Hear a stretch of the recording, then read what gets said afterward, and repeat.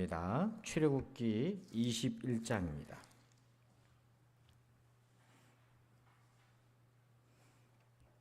출애굽기 21장입니다.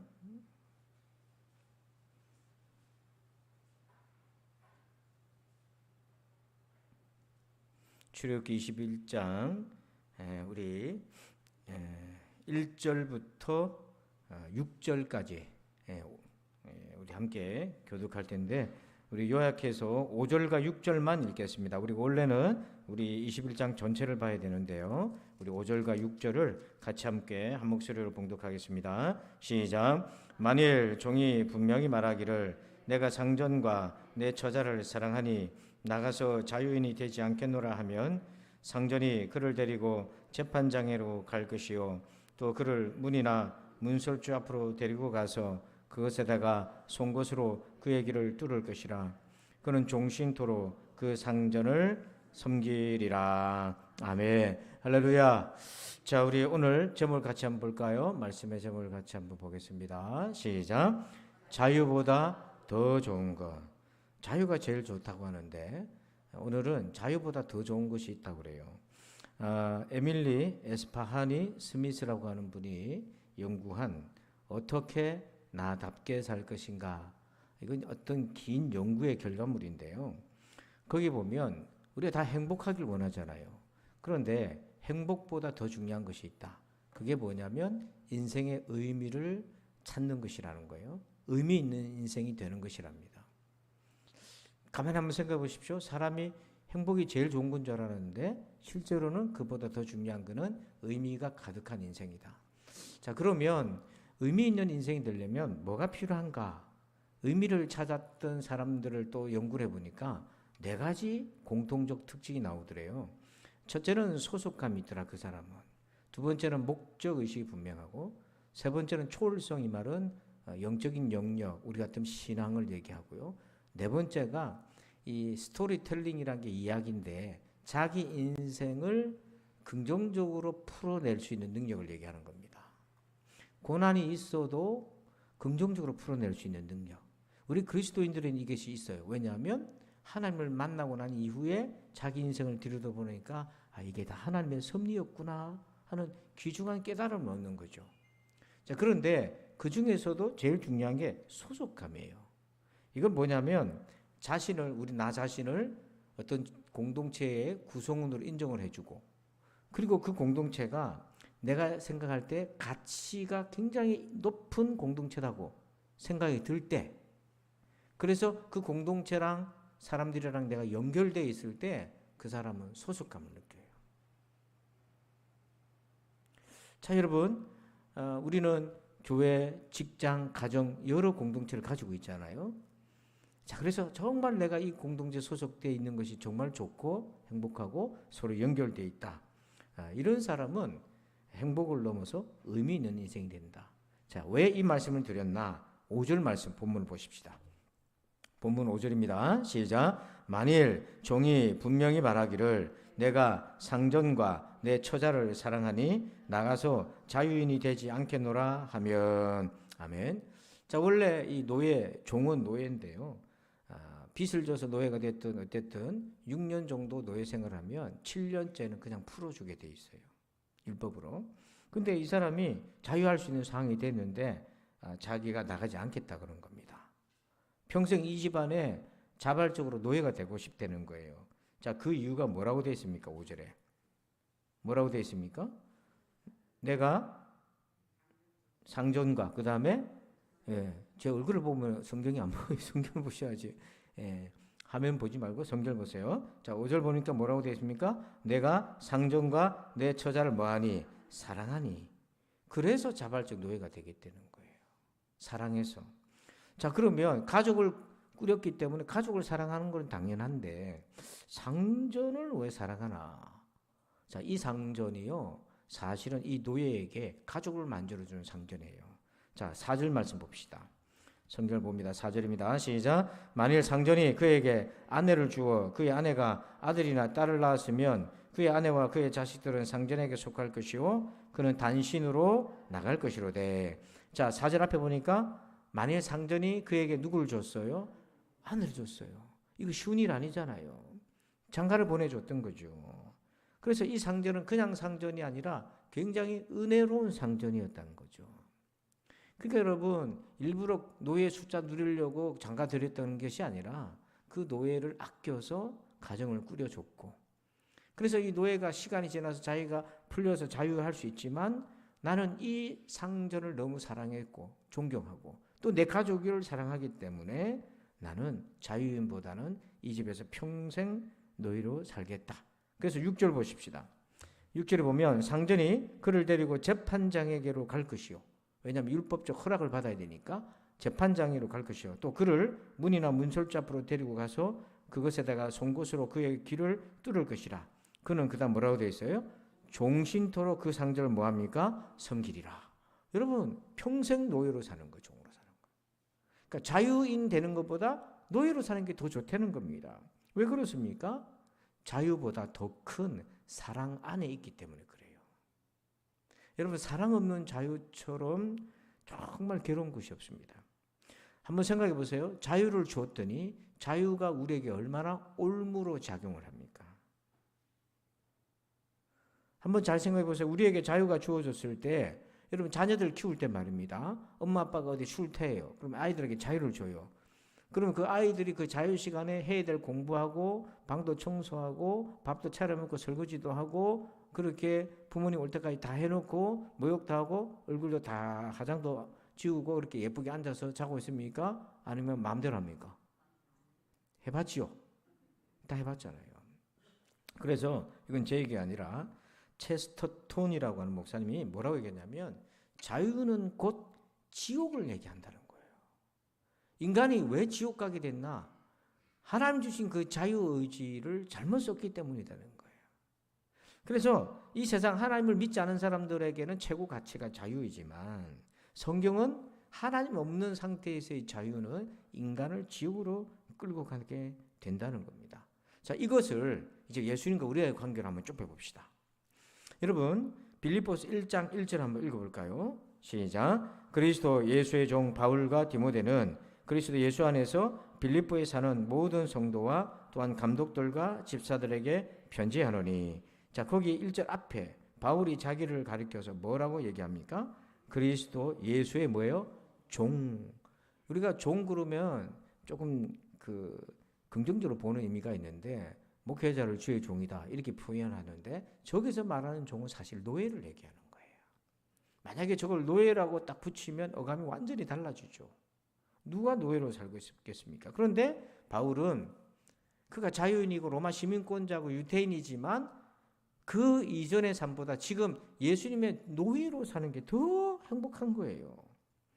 그래서 성경은 우리의 정체성을 예수님과의 관련된 정체성을 이렇게 얘기합니다. 제자 또는 하나님의 자녀 또는 종이다 이렇게 얘기해요. 그러니까 우리가 속박되지 않는 그 무엇에도 속박되지 않는 자유인으로 살아가는 것보다 예수 그리스도라는 상전을 모시고 살아가는 평생의 종의 삶이 더 행복하고 가장 존귀하다. 자, 여러분, 바울이 예수님을 만나고 이걸 발견했죠. 자, 우리 빌립보서 3장 8절에 보면 바울이 예수님 만나기 전에는 무엇의 종이었습니까? 거기 보니까 또한 모든 것을 뭐예요? 해로 여겼다. 이 해는 뭐냐면 무가치한 것, 헛된 것을 얘기하거든요. 그러니까 바울은 예수님 만나기 전에 무가치하고 헛된 것에 노예가 되어 살았다는 거예요. 이게 얼마나 억울합니까? 여러분 한번 생각해 보세요. 정말 힘들어서 어떤 목적지까지 갔는데 여기가 아니다. 그럼 그 순간 어떻게 됩니까? 뒤집어져요. 장교가 사병들을 이끌고 산악을 넘어서 1박 2일 동안 배낭을 메고 잠도 안 자고 이동했는데 딱 목적지에 도착했는데 보니까 거기가 아니에요. 그럼 어떻게 하겠습니까? 얼마나 허망하고 또 돌아가자니 어떻게 하겠어요? 그러니까 여기서 해라고 하는 것은 진짜인 줄 알았는데 아니더라는 거예요. 그 가짜의 종로를 하며 살았다고요. 또 8절 끝에 보니까 배설물이라고 얘기하잖아요. 이게 해, 배설물 같은 건데 배설물의 종로로 됐다는 거예요. 그러나 이제는 자기가 정말 진짜 종의 삶, 행복한 삶을 살게 되었는데 그게 뭐냐면 8절에 보니까 가장 고상한 것을 발견했어요. 그분이 누구십니까? 예수님이라는 거예요. 그래서 예수 그리스도의 노예로 사는 게 내가 자유인 로마 시민권자, 유대인이요, 바리새파요, 이렇게 나를 구성하는 정체성보다 나는 그게 오히려 나한테 해로웠던 것이다. 예수님 만나고 보니까. 이제 나는 예수님의 노예로 사는 게 너무너무 행복하다. 이렇게 고백합니다. 그래서 여러분, 내가 정말 예수 그리스도의 노예로 사는 것은 주님과 나와의 관계, 그 주님이 얼마나 존귀한가를 발견하는 것과 연결되어 있어요. 그러니까 우리의 신앙생활은 우리가 자발적으로 예수님의 종노릇하고 있잖아요. 누가 저보러 돈 주면서 목사 되라고 했습니까? 여러분 보고 누가 돈 줘가면서 예수 믿고 건설하라고 그랬습니까? 에? 교회에서 집에서 교회 나가지 마라 했고, 저도 마찬가지입니다. 두들겨 맞아가면서 교회 다녔어요. 이놈은 쉽게 공부하라 가르쳤더니 뭐 하는 거야 밤새.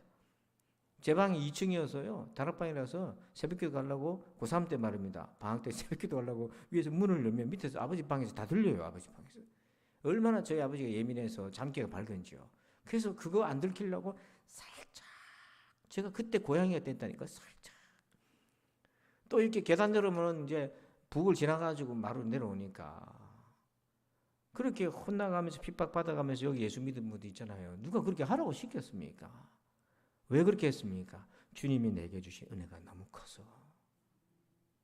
그랬는데 이 종이 그렇게 해서 자발적 노예가 되었는데 10년이 지나고 20년이 지나는데 이제 안 행복해. 에휴, 그때 내가 차라리 나갔으면 좋았을 거. 이러면 안 된단 말이에요. 그래서 우리가 신앙생활도 매일매일 예수님의 그 존귀함을 발견하는 게 중요합니다. 그러니까 여러분, 과거를 울겨먹지 말고 날마다 새로운 은혜를 만나시길 바랍니다. 그래 이 관계가 깊어지고 앞으로도 나는 이렇게 살 것이다 결단하게 되죠. 자, 이것이 오늘 본문의 첫 번째 종과 관련된 아주 중요한 메시지고요. 두 번째, 오늘 21장에서 뭐가 나오냐면 죄에 대해서 다뤄요. 자, 우리 12절 한번 봅시다. 12절 보면 제가 읽겠습니다. 사람을 쳐 죽인 자는 반드시 뭐예요? 죽일 것이나. 또 15절, 자기 아버지나 어머니를 치는 자는 반드시 뭐예요? 죽일지니라. 자, 17절을 같이 읽어봅니다. 시작. 자, 12절 보면, 그러니까 사람을 죽였으니까 그 사람도 죽음을 당한다는 것은 어느 정도 우리가 동의가 돼요. 여러분 동의가 되지요? 요즘 같은 거는 그렇진 않아도 옛날 이 시대 때는 그렇게 되고, 15절 보면 자기 아버지나 어머니를 치는 자는 뭐라고 됐습니까?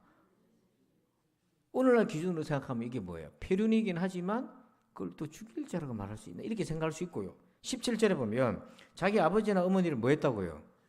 부모한테 욕을 했다는 겁니다. 이게. 그랬더니 그런 사람은 반드시 뭐 해라? 그러면 오늘날의 사법적인 형벌적인 기준으로 보면 이거 조금 이게 과연 이게 죽일 죄인가 이렇게 의문이 들 수 있잖아요. 여기서 죄의 무게는 누가 판단하십니까? 죄의 무게는 우리가 판단하는 게 아니에요.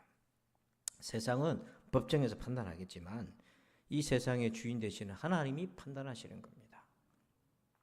그래서 최종적 판단은 하나님이세요. 자, 로마서 5장 13절 여러분들만 한번 읽어주실까요? 시작.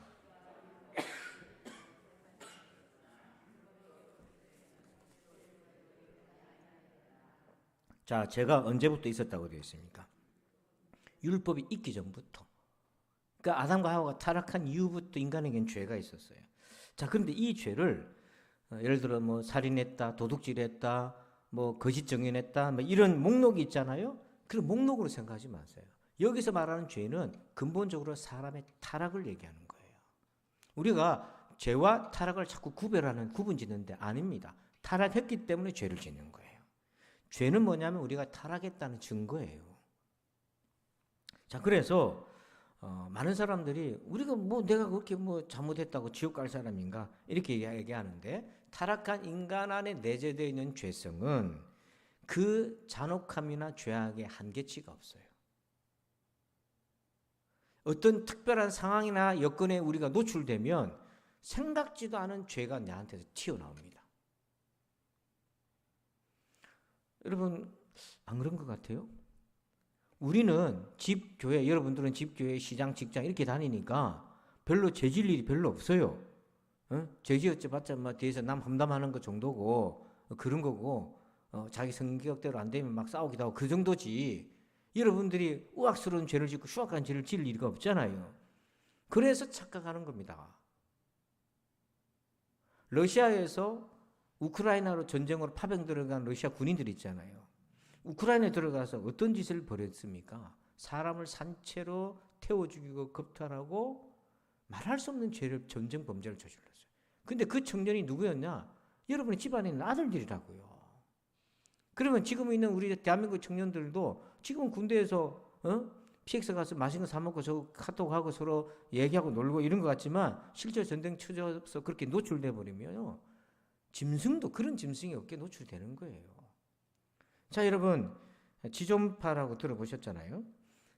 그 중에 6명인가 정도 되는데 그 중에 김현양이라는 이 사람은 이제 그러니까 두목은 아닙니다. 두목은 아닌데 이 사람 얘기가 조금 참 마음이 아파요. 왜냐하면 나중에 사형당하기 직전에 그 전에 교도소에서 예수님 믿고 회개하고 잘못했다고 그러고 자기가 5명을 죽였는데 자기 이제 장기를 5명에 기증하고 미안하다고 그러고 이제 이 세상을 떠났습니다. 근데 어떻게 이렇게 됐나 어릴 때부터 그게 아니에요. 부모님이 어릴 때는 중국집을 했어요. 그래서 아버지가 생계를 유지했는데 이 김현양이 12살 될 때 아버지가 간암에 걸려 돌아가셨어요. 그러니까 집안에 완전히 가세가 기울었어요. 엄마는 소아마비 환자였는데 그 연약한 여자 혼자서 살림살이를 하기 어렵잖아요. 근데 엄마가 평상시에 아버지랑 잘 알고 지냈던 사람들하고 이렇게 이제 외도를 하기 시작해 버린 거예요. 그거를 이 아들이 본고 목격을 한 거예요. 그때부터 여성에 대한 혐오감이 딱 잡혔어요. 학교 다니는 선생님이 초등학교 때 그 생활기록부에 이 김현양에 대해서 뭐라고 기록되어 있냐면 무기력하며 학업에 관심이 없고 주의가 산만하고 자기가 해야 할 일을 스스로 찾지 못한다. 이렇게 되어 있어요. 여기 언제 사람 고기를 먹는 인육을 먹는 잔혹성이 여기 어떻게 있습니까? 없어요. 여기 안 보여요.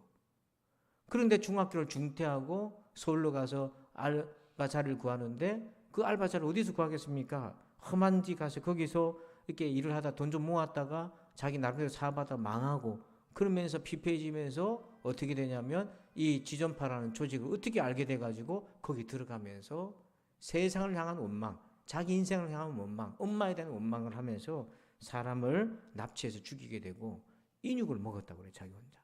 근데 지금 붙잡힌 장면인데 신문에 나왔는데 밑에 이제 안 보이지만 자막에 뭐라고 나있냐면 붙잡혀가지고 이렇게 얘기했어요. 엄마를 죽이지 못한 게 아니다. 이렇게 얘기합니다. 내가 죽인 사람은 5명이 전부고 나는 인간이 아니다. 잘난 놈들은 내가 다 죽이려고 했고 인육을 먹은 것도 사실이다. 이렇게 얘기했어요. 부정하지 않았어요. 그러니까 다른 사람들이 많은 사람들이 어떻게 인간이 탈을 쓰고 저럴 수 있냐 그러죠. 여러분 12살 때로 돌아가 보세요. 그냥 학교에서 가정이 어려우니까 시무룩하게 앉아있었던 아이에 불과했어요. 그랬는데 그런 환경과 이런 여건들이 노출이 되니까 이렇게 잔혹한 일을 벌였었던 거죠. 왜 그렇습니까? 타락했기 때문에. 그러니까 저와 여러분도 우리가 이런 환경이 있기 때문에 내가 그렇지 않은 것처럼 생각하지만 안 그래요. 그래서 죄의 무게는 하나님만이 판단하실 수 있어요. 우리의 거짓된 기준으로 볼 수 없는 거죠. 그러면 왜 사람이 죄를 짓습니까? 죄의 동기가 뭡니까? 자, 우리 14절 한번 볼까요? 14절 읽어봅시다. 시작. 사람이 그의 이웃을 고의로 죽였으면 너는 그를 내 제단에서라도 잡아내려 죽일지니라. 자, 여기에 죄를 짓는 동기가 나오죠. 14절 앞에 보니까 사람이 그의 이웃을 어떻게 죽였다고 되어 있어요? 고의로 죽였다. 의도를 가지고 죽였다. 이렇게 되어 있어요. 이거는 지금도 현대사회도 의도적인 행위는 더 가중처벌됩니다. 우발적인 것은 조금 감소가 되고 정상이 참작되지만요. 자, 그런데 여기 고의라는 단어의 히브리어 뜻에는 어떤 의미가 있냐면 반역하다는 뜻이 있어요. 그러니까 하나님에 대한 반역이라는 거예요. 그러니까 범죄할 때에 이미 하나님에 대한 반역을 가지고 범죄했다는 거. 그게 고의가 담고 있는 거예요. 자, 또 29절 보면 고의랑 약간 다른 게 나와요. 뉘앙스가 좀 다른데 29절 가봅시다. 29절 읽어볼까요? 시작. 소가 본래 받는 버릇이 있고 그 임자는 그로 말미암아 경고를 받았으되 단속하지 아니하여 남녀를 막론하고 받아 죽이면 그 소는 돌로 쳐 죽일 것이요 임자도 죽일 것이며. 자, 집에서 소를 키우는데 버릇이 못된 버릇이 하나 있어요. 무슨 버릇이 있다고 되어 있어요? 들이받는 버릇이 있어요. 그래서 경고를 받았다고 되어 있잖아요. 그 경고라는 말에 주목을 해서요. 경고를 받았다. 자, 여기에서 단속이라는 표현이 또 나와요. 단속했다. 단속해라고 했는데 단속하지 않아서 이런 일이 이제 발생했잖아요. 이것도 의도적이라는 거예요. 분명히 경고했다는 거예요. 근데 단속하지 않았다. 이 단속하지 않았다 뜻 안에는 뭐가 있냐면 부주의하다는 거예요. 자, 우리 36절 한번 볼까요? 36절 보면 그 소가 본래 받는 버릇이 있는 줄을 알고도 그 임자가 뭐하지 않으면 왜 단속을 안 했습니까? 이게 왜 큰 벌이 됩니까? 알고도 안 했다는 거잖아요. 원래 잘 들이받는 성질이기 때문에 주의를 기울이고 살피고 단속을 해야 되는데 그걸 알고도 냅뒀다. 그러니까 여러분 우리가 부주의해서 저지르는 죄에 대해서 쉽게 생각하는데 사실은 부주의 같지만 부주의가 아니고 그 안에 의도가 들어간 거예요. 이게 무서운 거죠. 사울이요, 블레셋과의 전투를 벌일 때 율법에 의해서 제사를 지내고 전쟁을 벌여야 하나님이 그 전쟁을 축복하셔서 이길 수 있다고 그들은 믿었습니다. 그런데 그 당시 시대에 사무엘이 제사장인데 아직 도착을 안 했어요. 그러니까 이스라엘 군대가 블레셋 군대, 그 당시 블레셋 군대는요 해양 민족이기 때문에 싸움을 굉장히 잘했어요. 무기도 발달되었고. 그 겁이 나가지고 막 탈영하기 시작하는 거예요. 그러니까 마음이 조급해가지고 사울이 자기가 제사를 지내요. 그 사무엘이 와가지고 왜 네 마음대로 했냐? 내가 상황이 이렇게 부득이 해가지고 이렇게 됐습니다. 이렇게 돼 있잖아요. 그 안에 부득이 안에 뭐가 있냐면 자기의 고의가 들어가 있는 거예요. 제사장이 올 때까지 기다리지 못했던 불순종한 믿음이 거기에 들어있는 거죠. 자, 우리가 이 부주의라는 기준으로 보면 우리는 얼마나 의지적으로 죄를 많이 범하고 있는가. 사람들이 얘기합니다. 내가 무슨 죄를 저질렀다고 얘기하는데 부주의 속에 벌어지는 일이 이 세상에 얼마나 많습니까? 또 대한민국의 여러분 현대사회는요 천재지변 때문에 사람 죽는 것보다는 뭐 때문에 죽는 것입니까? 사람 때문에 사람이 죽잖아요. 인재지변의 시대잖아요. 근데 그 내용을 들여다보면 다 뭡니까? 부주의한 거예요. 규정이 있고 원칙대로 해야 되는데 안 했고 다 그 부분들이에요. 건물이 넘어진 이유가 뭐였습니까? 철근 콘크리트 이 설계대로 다 해야 되는데 안 했고 줄이고 부주의했어요. 이게 뭐냐면 고의가 들어간 거예요. 그래서 여러분 요한 웨슬레 목사님 뭐라고 얘기했냐면 성숙한 그리스도인 또 성결한 그리스도인 주님 만난 중생한 그리스도인은 어린아이라 할지라도 의도적으로 죄를 범하지 않는다 이렇게 얘기해요. 뭐 몰라서 속아서는 그럴 수 있는데 자기 의도를 가지고 그렇게 하지는 않는다고 그래요. 잘 보세요. 중생한 신자는 중생하기 전에는 자기 의지를 갖고 죄를 지었지만 중생하고 난 이후에는 죄를 짓지 않으려고 그 의지를 쓴다는 거예요. 왜냐하면 우리 안에 예수님이 계시기 때문에 그렇죠. 이게 생명입니다. 자, 그러면 죄의 대가는 어떻게 됩니까? 그래서 자 20절 보십시다. 죄의 대가에 대해서 아주 중요한 두 단어가 나오는데 20절 한번 읽어볼까요? 시작. 사람이 매로 그 남종이나 여종을 쳐서 당장에 죽으면 반드시 형벌을 받으려니와 거기에 형벌이라는 단어가 나와요. 이건 뭐냐면 죄를 지어서 자기가 죄를 지어서 사람을 죽였든지 어떤 일을 벌였든지 하면 그 대가를 자기가 자기 몸에다가 치르게 되는 거예요. 이게 형벌이에요. 자, 근데 조금 다른 뉘앙스가 있어요. 18절 19절 보여요. 18절 19절 보니까 사람이 서로 싸우다가 하나가 돌이나 주먹으로 그의 상대방을 쳤으나 그가 죽지 아니하고 자리에 누웠다가 지팡이를 짚고 일어나 걸으면 그 친자가 형벌은 면하되 그간의 손해를 뭐하고 배상을 하고 그가 완치되게 할 것이다. 거기에 배상이라는 단어가 나오죠. 이게 이제 형벌과 배상이 좀 구분되는데 형벌은 내가 그 죄에 대한 대가를 내 몸으로 치르는 겁니다. 감옥을 가든지 자기도 맞든지 자기도 죽든지 그렇게 돼요. 근데 배상은 뭐냐면 그렇게까지는 안 하고 대체할 수 있는 거예요. 돈으로 대체하든지 다른 걸 보상해 주든지. 그러니까 여러분, 우리가 이 땅에서 잘못할 수 있잖아요. 잘못했을 때 우리의 죄는 이중적입니다. 하나님 앞에서 잘못한 것이고 그 사람한테 잘못한 것이에요. 그래서 내가 예수 믿고 회개했다고 해서 하나님께만 용서를 구하고 자기가 잘못한 그 사람에 대해서는 입 다물고 있다면 그거는 성경의 형벌과 보상, 배상의 원리에 맞지 않은 거예요. 하나님 앞에서도 당연히 회개해야 되고 잘못한 그 사람, 또 피해를 끼쳤던 그것에 대해서 배상을 해야 되는 거예요. 만약에 이게 누락되어 버리면 우리의 그 신앙과 해결을 사람들이 비웃죠. 그럼 그런 게 있냐고 비웃죠. 자, 그런데 여기서 형벌과 배상의 중요한 메시지가 하나 있어요. 이걸 놓치면 우리가 아주 중요한 진리를 놓치는데요. 23절 보십시다. 23절부터 25절 같이 한번 찬찬히 한번 읽어봅시다. 시작. 그러나 다른 애가 있으면 갑되 생명은 생명으로, 눈은 눈으로, 이는 이로, 손은 손으로, 발은 발로, 된 것은 된 것으로, 상하게 것은 상함으로, 때린 것은 때림으로 갚을지니라. 아멘. 자, 이게 눈에는 눈, 이는 이, 그게잖아요. 자, 다시 말씀 잘 보세요. 여기서 어떤 중요한 원리가 있냐면 누군가에게 해를 끼쳤어요. 그러면 그것에 대한 형벌과 배상으로 자기가 벌을 받는데, 자기가 지은 죄는 누군가의 눈을 다치게 했으면 그 결과로 그 죄의 대가가 누구한테 돌아오는 겁니까? 내 눈으로 돌아오는 거예요. 여러분, 이게 뭐냐면 죄의 결과는 반드시 나한테 돌아온다는 겁니다. 이걸 안다면 어떻게 죄를 지을 수 있어요? 그래서 시편 37편 15절 한번 읽어봅시다. 시작. 어디로 갔습니까? 제가 한번 읽어드릴게요. 그들의 칼은 오히려 그들의 읽어봅시다. 시작. 그들의 칼은 오히려 그들의 양심을 찌르고 그들의 활은 부러지리로다. 그들의 칼이 뭡니까? 나를 찌르려는 그 칼이 오히려 그들의 뭘 찌른다? 양심을 찌른다.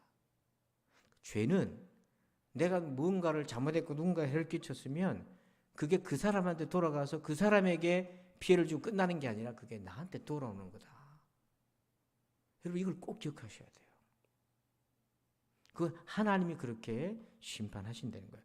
근데 참 놀랍게도 예수님은 더 강경하셨어요.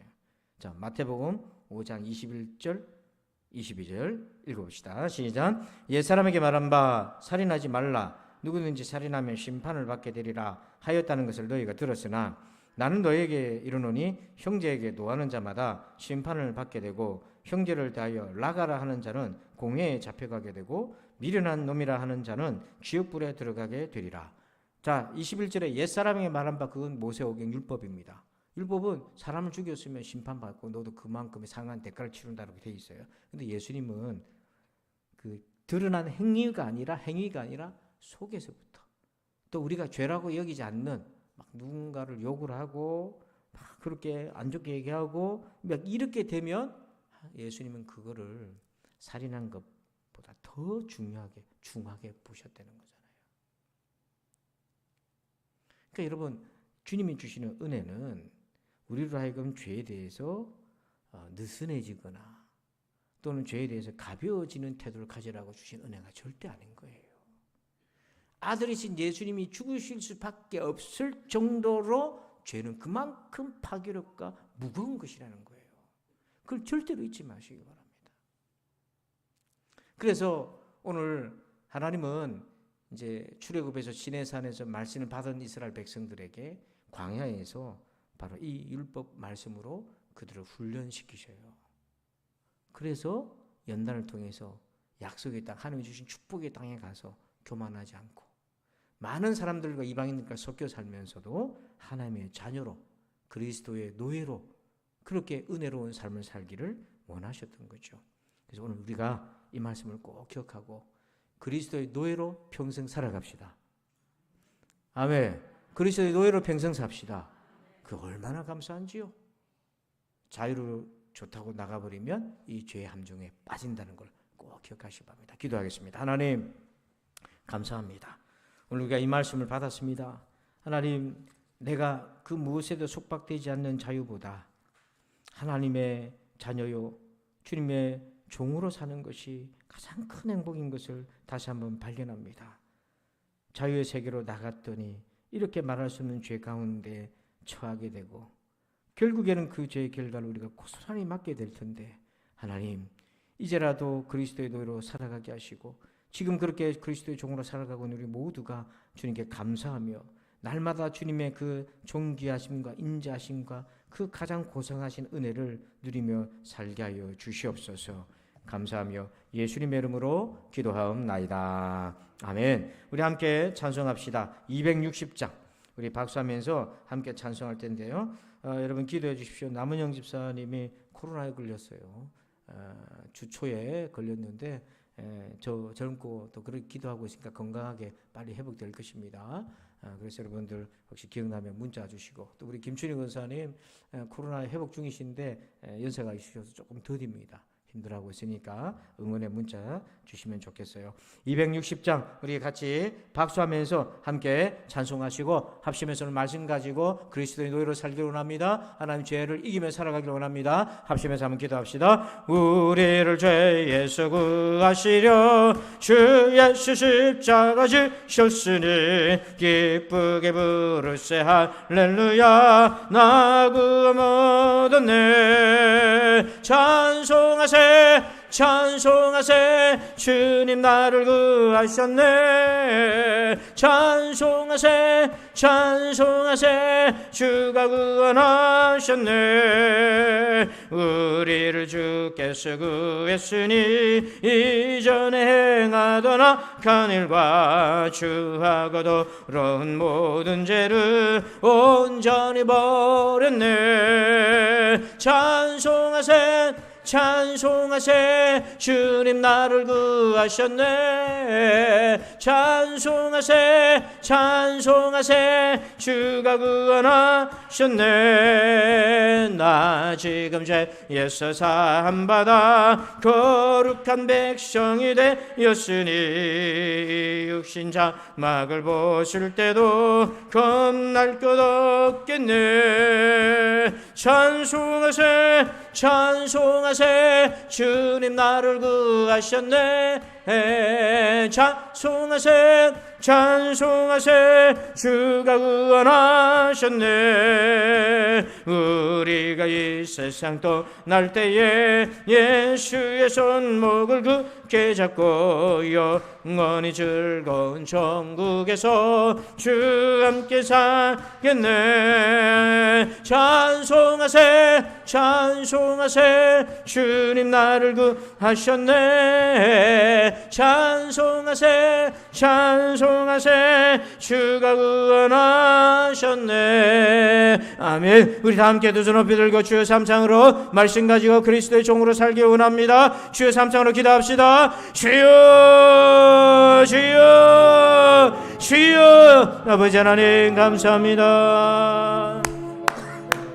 아버지 감사합니다. 오늘 밤에 아버지 우리를 부르시고 함께하여 주셔서 감사합니다. 오늘도 깨닫게 하여 주셔서 감사합니다. 하나님 주의 말씀 가운데 그리스도의 종으로 살아가기를 소망합니다. 이것이 아버지 하나님 자유보다 더 큰 은혜인 것을, 이것이 아버지 하나님 자유보다 더 큰 행복인 것을 사랑 안에 하나님 거하게 하여 주옵소서. 아버지 하나님 함께하여 주옵소서.